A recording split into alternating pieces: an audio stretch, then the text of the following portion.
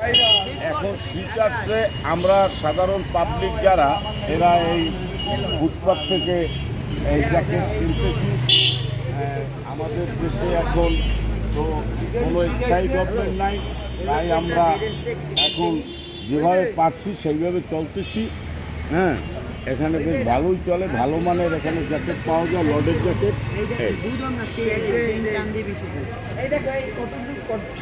তো আসলে দর্শক দেখতে পাচ্ছেন যে শীত কিন্তু অলরেডি এসে পড়েছে, এমন চিত্রই কিন্তু ঝালকাঠি শহরের ঠিক ফায়ার সার্ভিস মোড়ে আমরা কিন্তু অনুভব করতেছি এবং দেখতেছি যে শীত আসার কারণে কিন্তু এখানে কিন্তু শীতের যে জ্যাকেট বলি বা সোয়েটার বলি যেটাই বলি না কেন, সেটা কিন্তু অলরেডি কিন্তু কেনাবেচার একটা ধুম পড়ে গেছে এবং সাধারণ মানুষ যারা রয়েছে তারা কিন্তু সেই শীতের জ্যাকেটগুলো অর্থাৎ নিজেকে শীত থেকে রক্ষা করার জন্য তারা কিন্তু অলরেডি সেই জন্য প্রোটেক্ট নেওয়ার জন্য কিন্তু নেমে পড়েছে।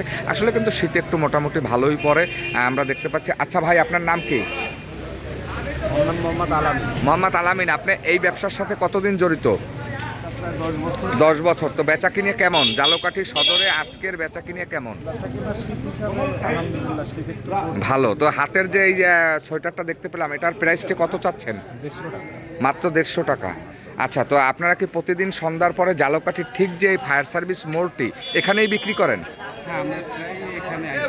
ধন্যবাদ আপনাকে। তো প্রিয় দর্শক, ঝালকাঠি ফায়ার সার্ভিস মোড়ে এখানে কিন্তু তিনটে ব্যান গাড়ি রয়েছে এবং এই ব্যান গাড়ি দিয়ে কিন্তু আপনারা দেখতে পাচ্ছেন যে শীতের যে আপনাদের পোশাকগুলো সেগুলো কিন্তু এই ব্যান গাড়ি দিয়ে আপনারা সবসময় ক্রয় করতে পারবেন।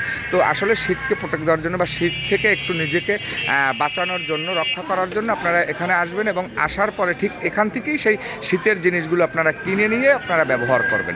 আর যদি কেউ অন্যথায় অসহায় এবং গরিবদের মাঝে এই শীতের কাপড়গুলো দিতে চান, এখান থেকে এসে কম দামে কিনে অবশ্যই তাদেরকে দিতে পারবেন। তাহলে কিন্তু সেখানেও আপনার টাকা বলেন এবং আপনার কি বলবো